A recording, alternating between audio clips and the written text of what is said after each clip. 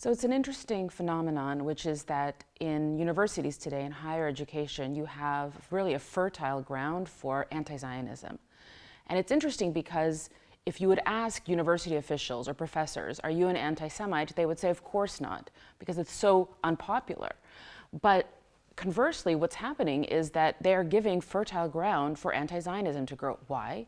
Because the framework with which the university operates, which is a very neo-Marxist framework of looking at the world through power and powerlessness, breeds the sentiment that anyone with power, right, must be guilty of a sin.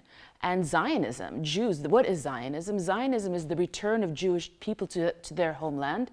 It is the return of the Jewish people to history. Now they are the agents of history. They are the writers of history, no longer the objects.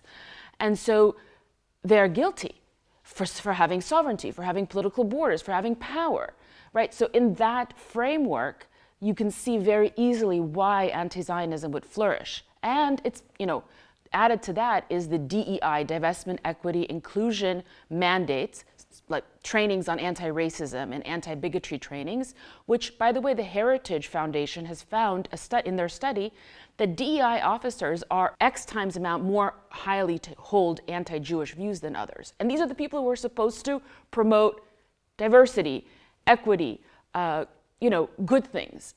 So it's unfortunate that universities have become this epicenter for the most, I think, modern and dangerous form of anti-Semitism, which is anti-Zionism. I think the work of ISGAP is absolutely urgent. I was a participant in 2018. My participation in the program informed and shaped how I began to teach about anti-Semitism, both in high schools and in universities. I think that what people are hearing here, they're not hearing anywhere else.